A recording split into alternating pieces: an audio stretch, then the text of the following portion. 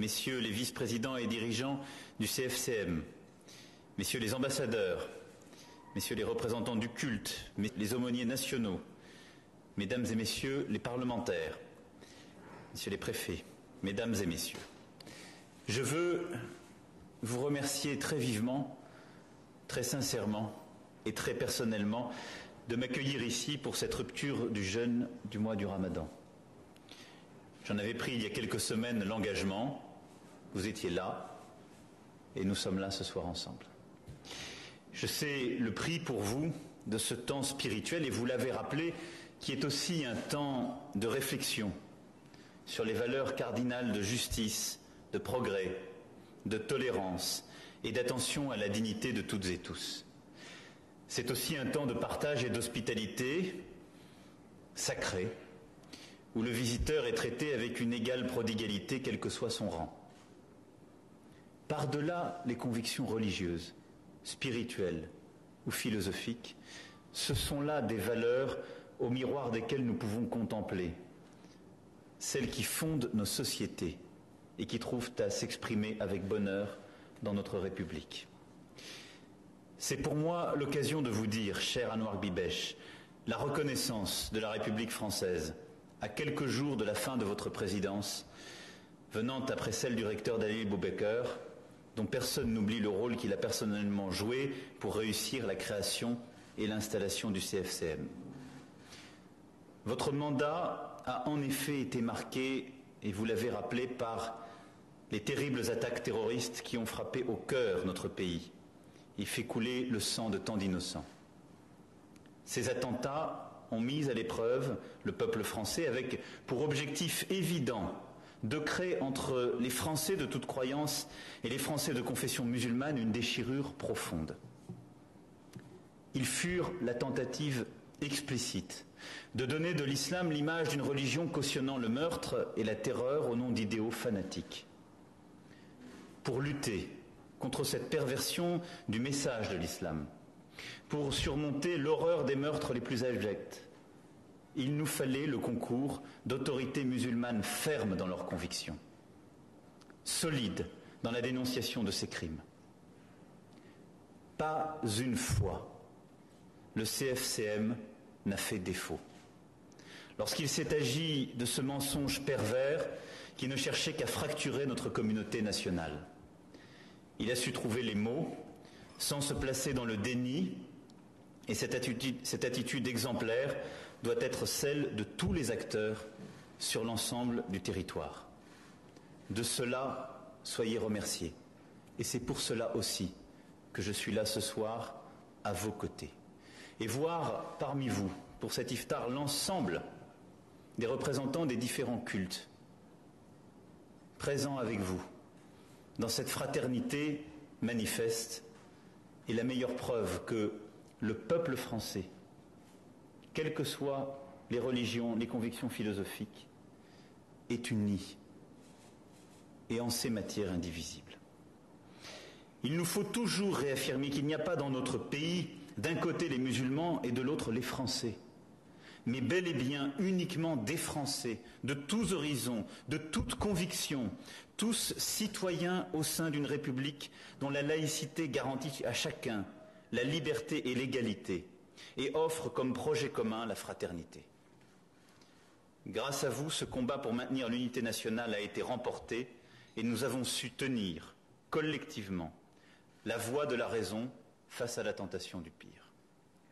Cette épreuve que nous avons traversée ensemble démontre une fois de plus tout l'intérêt pour la République de trouver face à soi des interlocuteurs représentatifs et responsables. C'est tout le rôle du CFCM que de porter depuis bientôt 15 ans la voix d'acteurs du culte musulman que sont les associations de mosquées et les fédérations qui réunissent au moins la moitié d'entre elles. Je suis conscient que vous ne portez pas la voix unique de l'islam en France, parce que votre religion, toute unique qu'elle soit, s'exprime dans une pluralité, une polyphonie à laquelle il faut savoir faire toute sa place. Mais vous êtes bel et bien une voix, à l'importance toute particulière, celle des acteurs quotidiens du culte, dont l'engagement souvent bénévoles, permettent à chaque fidèle de pouvoir librement vivre et exprimer sa foi.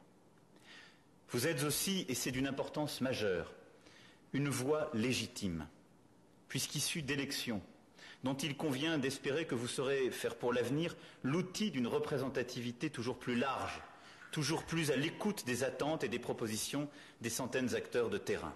Et j'y reviendrai. Le CFCM reste cependant une institution jeune, et il reste bien des liens à tisser entre vous et la République, car la laïcité est rigoureuse sur ce point. Comme tout autre croyant, chaque Français de confession musulmane a le droit de vivre paisiblement sa foi, de la partager s'il le souhaite, avec les siens. Et c'est le devoir des pouvoirs publics que de s'en assurer. C'est la raison pour laquelle l'État a encouragé et accompagné la structuration d'aumôneries musulmanes au sein de nos forces armées, dans les établissements pénitentiaires, dans les établissements hospitaliers, l'aumônerie aux armées notamment. Cher Raïm, est exemplaire en termes de formation, de communication et de dialogue avec les autres cultes. Cet exemple doit beaucoup au soutien du ministère des Armées et il devra servir d'exemple aux autres associations et administrations concernées. De même, l'État accompagne le travail des associations musulmanes pour que la grande fête de l'Aïd el-Kébir puisse se tenir chaque année, non seulement dans l'indispensable respect des lois, mais aussi dans des conditions légitimes de sécurité et de sérénité. C'est enfin la raison de l'engagement sans faille de nos forces de sécurité, renforcées par le soutien précieux de nos forces armées dans la sécurité des lieux de culte dans notre pays. Églises, synagogues, temples et mosquées ne sauraient être des lieux où nos concitoyens pourraient avoir peur de se rendre. Je salue à cet égard le travail minutieux fait en liaison avec les services du ministère de l'Intérieur et la DILCRA par le CFCM contre tous les actes anti-musulmans et en particulier par l'observatoire qu'il a mis en place à cette fin. Mais au-delà, et au-delà même des conditions que l'État doit créer pour l'exercice serein de la religion musulmane, il me semble que nous avons aujourd'hui en commun des combats à mener. Le premier combat, c'est le combat contre le fanatisme et sa diffusion. Notre combat déterminé contre le terrorisme de Daesh et l'idéologie totalitaire qui le supporte doit nous conduire à poursuivre avec détermination ceux qui cherchent à faire de vos lieux de culte et de transmission, de votre tradition religieuse, des lieux de prêche de haine, voire d'appel à la violence. La réponse à ce terrorisme contemporain, elle est évidemment dans la mobilisation au quotidien de nos forces de l'ordre. Et je veux saluer ici la présence du ministre de l'Intérieur. Mais elle est aussi dans la réponse civilisationnelle, morale, qu'ensemble nous leur apporterons. Il vous appartient, vous, acteurs du culte, de combattre pied à pied sur le terrain théologique et religieux, de démasquer chaque fois que nécessaire l'usurpation de vos valeurs, la captation de l'histoire de votre religion, la négation de 15 siècles de travail d'interprétation réalisé par vos savants. Vous l'avez exprimé à de nombreuses reprises, avec la Convention citoyenne des musulmans de France sur le vivre ensemble en juin 2014, le manifeste citoyen des musulmans de France en novembre 2015, le préambule de votre récente charte des imams ou par d'autres textes importants publiés par vos institutions respectives. Ce combat de la pensée et de la foi, il faut le poursuivre sur le terrain, tout particulièrement auprès des générations les plus jeunes, dont nous savons tous qu'elles ont des réticences à passer les portes de vos institutions. Et c'est le propre de la jeunesse, je vous rassure, sur tous ces sujets. La République vous aidera dans cette tâche, en se rangeant à vos côtés résolument, dès qu'il conviendra de prendre des mesures coercitives pour que cessent ces détournements. Mais elle ne peut se substituer sur le terrain théologique, religieux, sur cette part de légitimité à votre indispensable travail. Le deuxième combat, qui sera le nôtre, doit se porter contre une pratique de l'islam organisant une ségrégation au sein de la République. Il faut être extrêmement vigilant, chacun dans ses responsabilités, contre tout ce qui façonne des formes de repli identitaire.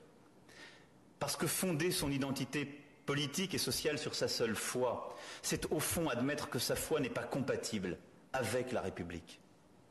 C'est le revers symétrique d'un discours d'exclusion.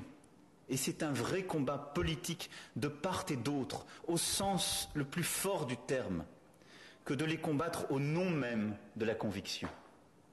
Personne en France ne doit être victime d'une forme quelconque d'assignation, qu'elle soit sociale, géographique ou de conviction.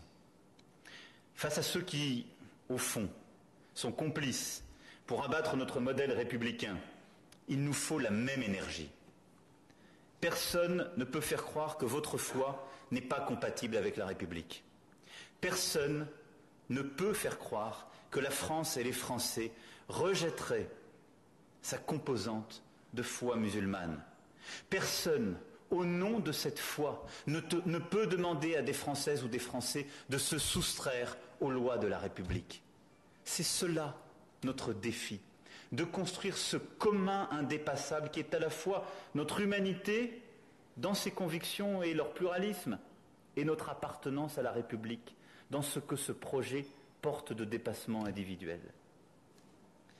Notre troisième combat, c'est celui de la formation des imams et des enseignants. Je ne saurais ici ignorer les caractéristiques théologiques et religieuses qui règlent la place et les fonctions de l'imam.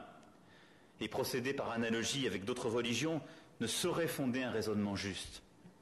Mais l'enjeu est simple. Il importe de former les imams sur le sol français et de façon adaptée aux valeurs de la République. Ce sera là aussi, Monsieur le Ministre, l'un de vos défis.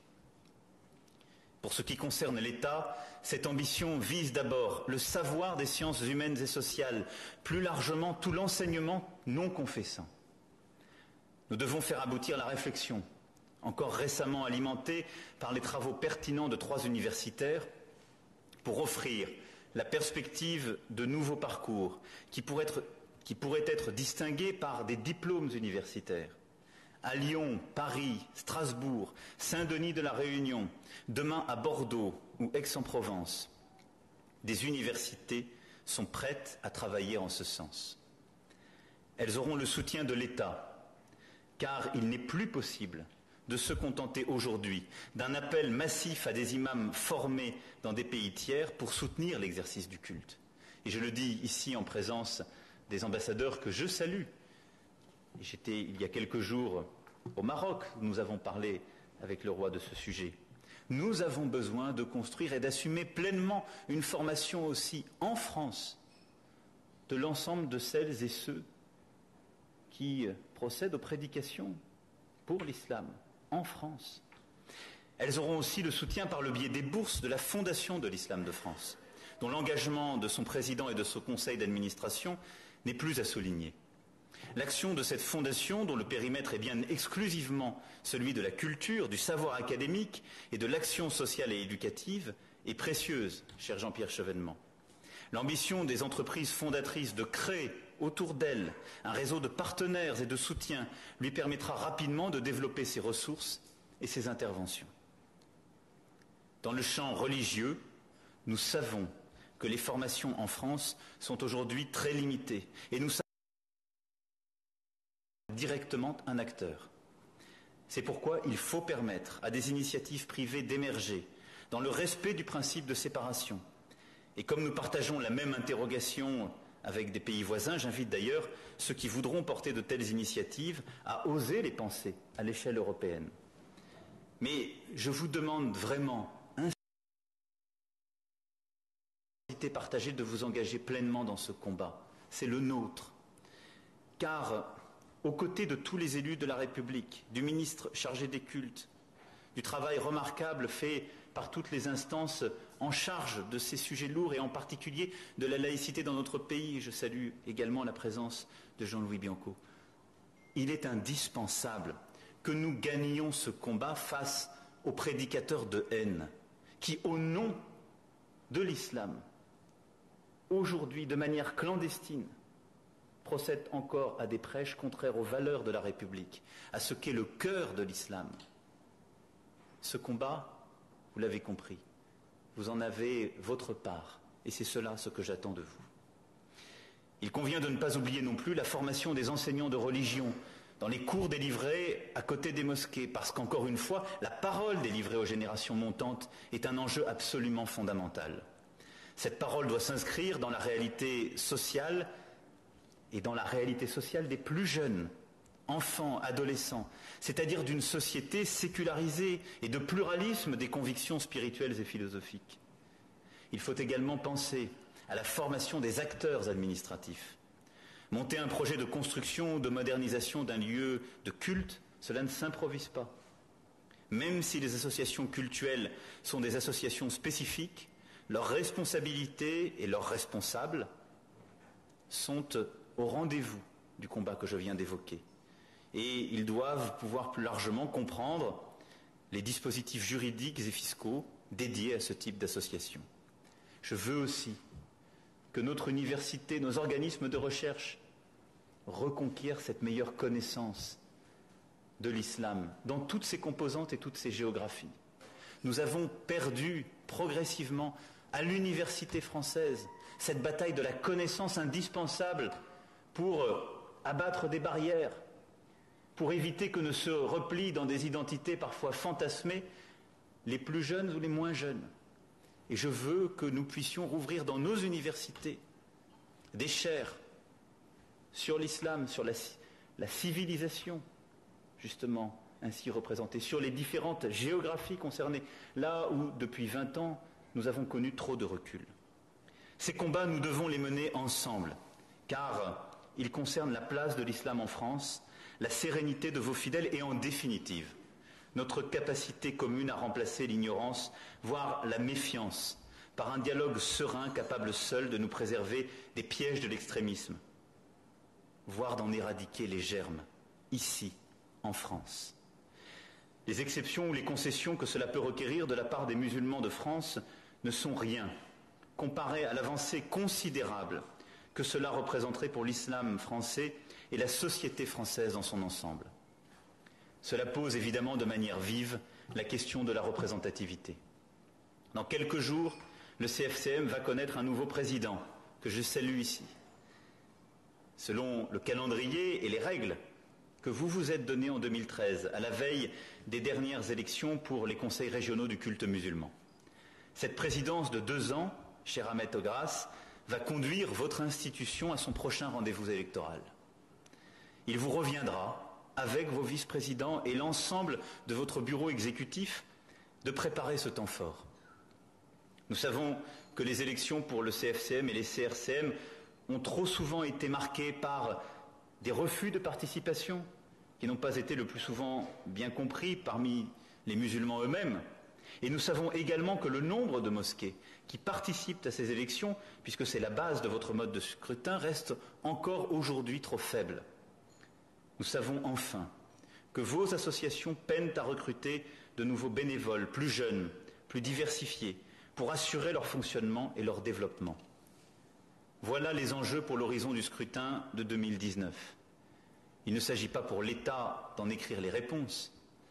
Pour autant, parce que les CRCM ont été constitués pour être les interlocuteurs quotidiens des préfets sur les questions du culte, parce qu'ont émergé depuis 2003 des structures de coordination de mosquées plus ou moins informelles à côté des CRCM, l'État ne peut les ignorer et vous aidera dans ce combat. Un exemple illustre parfaitement ce propos. Il y a un peu plus d'1 an, et n'y voyez pas ici un clin d'œil pour votre invité de marque dont vous avez célébré aujourd'hui l'anniversaire, en avril 2016, le préfet de la région Auvergne-Rhône-Alpes, le président du CRCM et des recteurs de mosquées ont signé une charte des mosquées du Rhône. Ce n'est pas l'État qui a écrit cette charte, car les 10 propositions qu'elle contient avaient été formulées par des fidèles musulmans du département et de la métropole quelques mois plus tôt. Mais parmi elles se trouvait la création d'un conseil des imams du Rhône, complément nécessaire à la structure d'organisation matérielle du culte qu'est le CRCM, l'encadrement des cours délivrés dans les mosquées, la modernisation du fonctionnement des associations et l'importance du dialogue interreligieux. La mise en œuvre des prescriptions de cette charte permettra aux élus de mieux connaître les imams et les présidents d'associations et elle donnera une plus grande visibilité sociale à ces associations. C'est un bel exemple de ce que l'engagement des musulmans de France dans la vie et la gestion de leur culte permet de faire émerger. C'est cela notre défi collectif. Il faudra encourager localement mais aussi nationalement la prise en compte de toutes les dynamiques pour entrer de plein pied dans cette nouvelle étape. Car sans cette prise en compte, les bonnes volontés s'épuiseront vite. Cette nouvelle étape, elle permettra aussi naturellement d'améliorer le financement du culte par les fidèles et les mécènes qui le souhaitent et qui souvent attendent de la proximité et de la transparence pour s'engager. Là aussi, Monsieur le Ministre, ce sera l'un de vos chantiers. Là aussi, chers amis, nous vous accompagnerons. Vous le voyez, le dialogue entre le CFCM et l'État est encore riche de défis et d'échanges futurs. Je n'en sais guère aujourd'hui qui soit plus essentiel à notre République, ni sans doute plus urgent. Nous vivons une époque où tout est là pour nous diviser, où tout peut s'effondrer. Les risques géopolitiques, les fractures qui s'ouvrent, les béances régionales, intra-religieuses qui se jouent dans d'autres continents et le doute qui a gagné notre société. Notre défi est bien sûr sécuritaire face au terrorisme qui sévit, mais il est aussi moral, civilisationnel. Et dans ce défi, votre rôle est immense. Votre responsabilité l'est tout autant. Face à cette responsabilité, il y aura celle de l'État et des pouvoirs publics. Et ma présence ici ce soir à vos côtés n'est là que pour vous remercier des responsabilités prises, mais que pour vous dire que face aux responsabilités immenses qui nous attendent, vous m'aurez à vos côtés. Je vous prie de m'excuser de vous avoir fait patienter avec un calme et une discrétion qui vous honore quelques minutes au-delà de l'heure légale et réitérant ces excuses qu'imposait ce discours peut-être un peu riche. Avant de me réjouir avec vous de briser le jeûne, je veux ici vous redire cet engagement plein et entier, vous remercier et dire avec vous, cher Anouar, vive la République et vive la France. Merci à vous. Merci, messieurs, dames.